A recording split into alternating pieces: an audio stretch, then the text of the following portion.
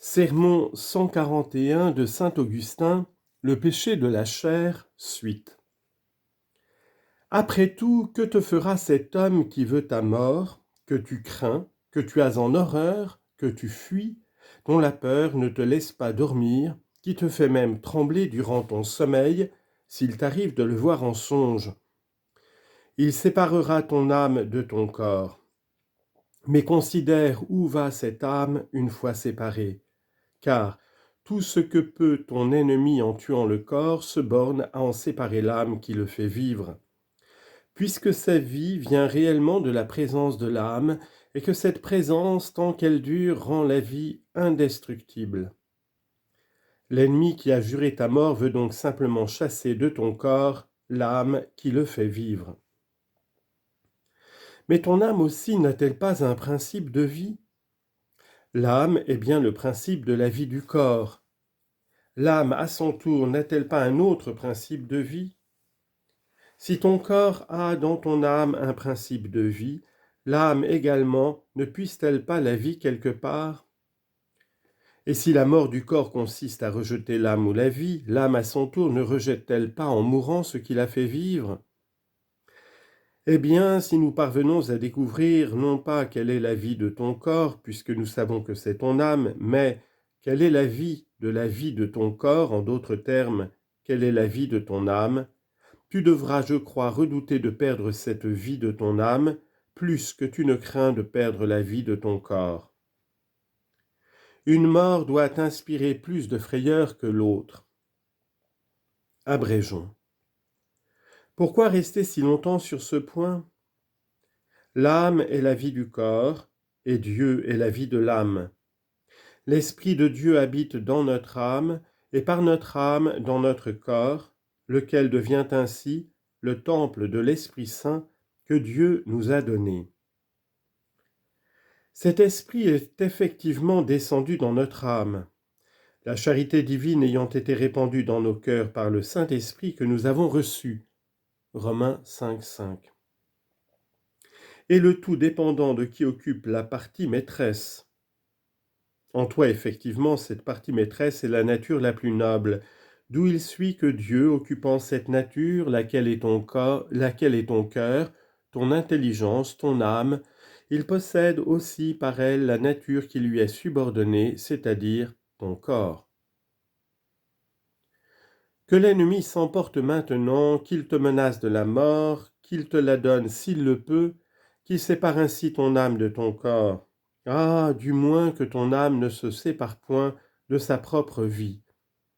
Si tu pleures avec raison devant cet ennemi puissant, si tu dis d'un ton attendri « Ne frappez pas, épargnez mon sang », Dieu ne te dit-il pas aussi « Prends pitié de ton âme pour plaire au Seigneur » Ecclésiastique chapitre 30 verset 24.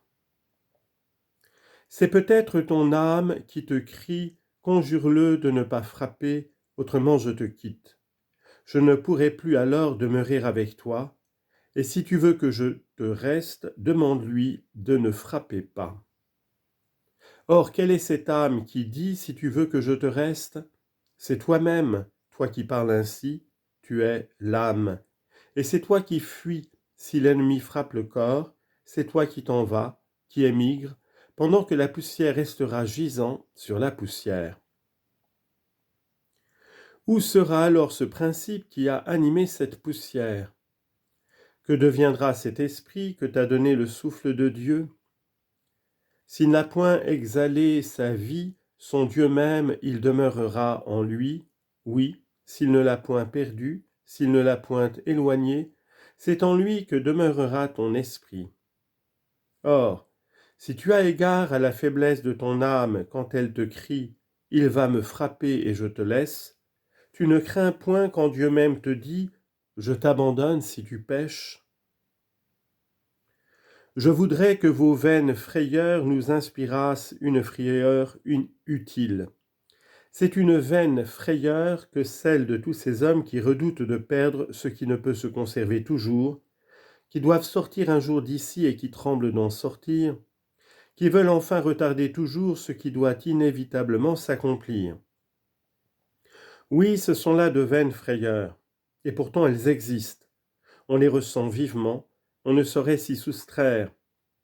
Mais c'est là aussi ce qui doit nous servir à blâmer, à réprimander, à plaindre et à pleurer ces malheureux qui ont peur de mourir et qui ne travaillent qu'à retarder un peu la mort. Pourquoi ne travaillent-ils pas à ne mourir jamais ? Parce que, malgré tout, ils n'y parviendront pas. Ne peuvent-ils donc rien faire pour y parvenir ? Absolument rien. Quoi que tu fasses en effet, prends toutes les précautions possibles, fuis où tu voudras, abrite-toi sous les plus solides remparts, emploie toutes les richesses imaginables à rejeter ta vie et tous les plus habiles stratagèmes pour déjouer l'ennemi. Une fièvre suffit pour t'arrêter, et en essayant de tous les moyens pour ne pas expirer immédiatement sous les coups de l'ennemi, tu obtiens tout au plus de mourir de la fièvre un peu plus tard. Tu peux toutefois ne jamais mourir. Si tu crains la mort, aime la vie. Or ta vie est Dieu même, ta vie c'est le Christ, ta vie c'est l'Esprit Saint. Ce n'est pas en faisant mal que tu lui plais. Il ne veut pas d'un temple ruineux, il n'entre point dans un temple souillé. Ah, gémis devant lui pour obtenir qu'il purifie son sanctuaire. Gémis devant lui pour qu'il rebâtisse son temple, pour qu'il relève ce que tu as abattu, pour qu'il répare ce que tu as détruit, pour qu'il refasse ce que tu as défait. Crie vers Dieu, crie dans ton cœur, c'est là qu'il entend, car si tu pèches ou plonges son regard, tu dois crier où il a l'oreille ouverte.